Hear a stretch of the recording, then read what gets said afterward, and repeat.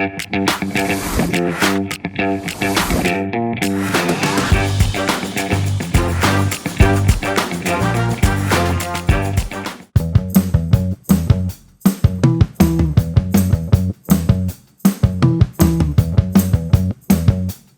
தமிழ் சொந்தங்களே, welcome to குமுதாஸ் kitchen. இன்னைக்கு நம்ம கச்சா கருவாட்டு ரசம் வைக்க போறோம். இந்த கச்சா கருவாட்டோட நன்மைகளை வீடியோவின் முடிவில் சொல்லியிருக்கேன், மறக்காம பாருங்க. இப்போ நம்ம முதல்ல கச்சா கருவாட்டோட தலையை முதல்ல கிள்ளிக்கலாம். இந்த கச்சா கருவாட்டில் குட்டி குட்டி முள் இருக்கும், அதை கிள்ளும் போது பார்த்து கவனமாக கிள்ளணும்.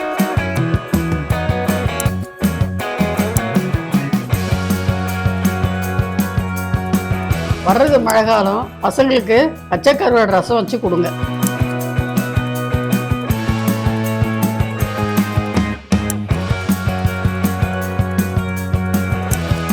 கருவாட்டோட தலையெல்லாம் எடுத்தாச்சு. இப்போ சுடு தண்ணி வச்சு கச்சா கருவாட்டில் ஊற்றி ஊற வைக்கலாம். அடுப்பத்தை வச்சு கருவாடை கழுவுறதுக்கு கொஞ்சம் சுடு தண்ணி வச்சுக்கலாம். வண்டி ஏதாவது இருக்கும் கச்சா கருவாட்டில், அதை க்ளீனாக போடுறதுக்கு சுடு தண்ணி போட்டு ஊறட்டும். இப்போ அடுப்பு ஆஃப் பண்ணிட்டு கொஞ்சம் கொஞ்சமாக கச்சா கருவாடை சுடு தண்ணியில் சேர்த்துக்கலாம்.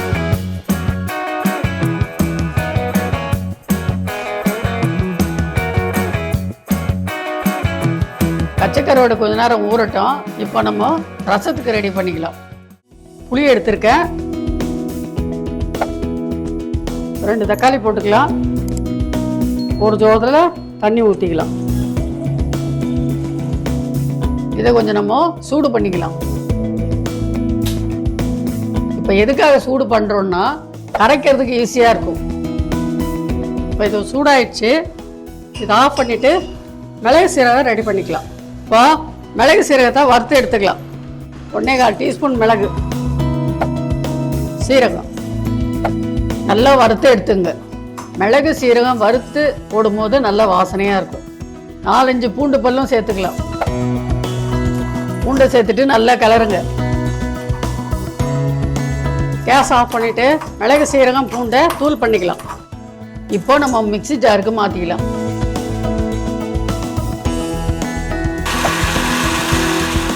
மிளகு சீரகம் ரெடி ஆயிடுச்சு. இப்போ நம்ம புளி தண்ணியில் உப்பை சேர்த்துக்கலாம். கொஞ்சம் மஞ்சள் பொடி, அடுத்தது பெருங்காயம்.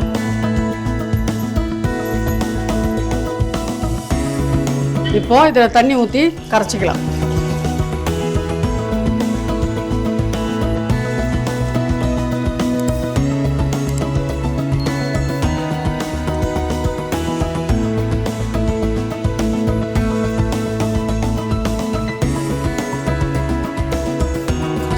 புளி தண்ணியை கரைச்சி முடிச்சாச்சு. இப்போ நம்ம கருவாட்டை கழுவிக்கலாம். இந்த கச்சா கருவாட்டை ஒரு 4-5 முறை கழுவி எடுத்துங்க.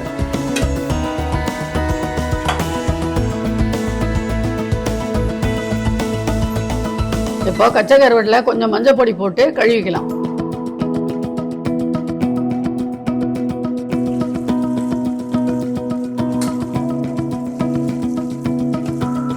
இது கழுவுறதுக்கு முன்னால் அவ்வளோ இருந்தது, இது கழுவி எடுத்ததுக்கப்புறம் எவ்வளோண்டாயிடுச்சு பாருங்கள். இதை நல்லா கழுவி தான் யூஸ் பண்ணணும்.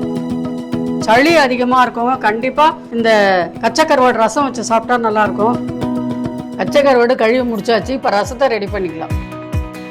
கொஞ்சமாக எண்ணெய் ஊற்றிக்கலாம். இப்போ கடுகு வெந்தயம் போடலாம். இப்போ அரைச்சி வச்ச மிளகு சீரகத்தை போடலாம்.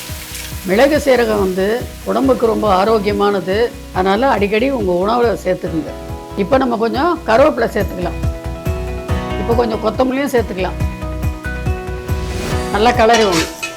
சிம்மில் வச்சுட்டு பொறுமையாக தாளித்து நல்லா கிளறி விடுங்க. இப்போது கரைச்சி வச்ச ரசம் நீங்கள் பார்த்தீங்க, அதை இப்போ ஊற்றுறோம்.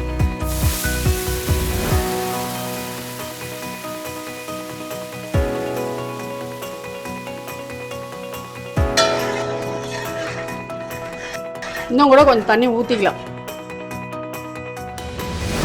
சாதாரணமாகவே ரசம் நம்ம அதிகமாக கொதிக்க விட மாட்டோம். கச்சா கருவாடு போகிறதுனால ரசம் நல்லா கொதிக்கணும்.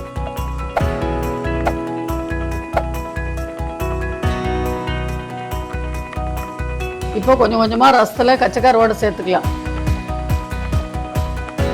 இந்த கச்சை கருவாடு வந்து மழை காலத்தில் குழந்தைங்களுக்கு வச்சு கொடுக்கலாம். இந்த கச்சை கருவாடு வந்து கக்குவான் இருமலுக்கு ரொம்ப சிறப்பானது. ஜுரம், இருமல், கை கால் வலி, மூட்டு வலி அத்தனைக்கும் அந்த கச்சை கருவாடு வந்து ரொம்ப சிறப்பானது.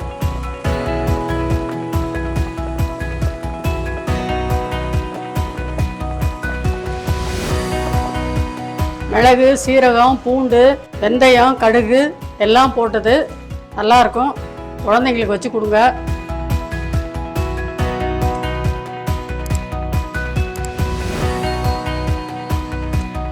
பச்சை கருவாடு ரசம் ரெடி ஆகிடுச்சு.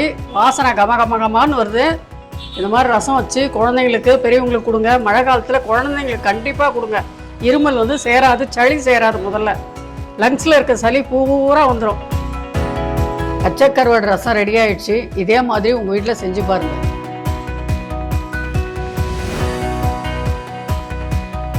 இந்த கச்சை கருவாட்டோட நன்மைகள் என்னன்னு பார்த்தீங்கன்னா சளிக்கும் ஜுரத்துக்கும் ரொம்ப நல்லது. இந்த கச்சை கருவாடு ரசத்தை சூப்பு மாதிரியும் குடிக்கலாம், சாப்பாட்டில் போட்டும் சுட சுட சாப்பிடலாம். இந்த கச்சை கருவாடு வந்து கக்குவான் இருமலுக்கு ரொம்ப சிறப்பானது. சிக்கன் குனியாவுக்கு கச்சை கருவாடு ரொம்ப நல்லது. இந்த வீடியோ உங்களுக்கு பிடிச்சிருந்தா லைக் பண்ணுங்கள், ஷேர் பண்ணுங்கள், சப்ஸ்கிரைப் பண்ணுங்கள், ஃபாலோ பண்ணுங்கள். முடிஞ்சால் அந்த பெல் பட்டனையும் கிளிக் பண்ணுங்கள்.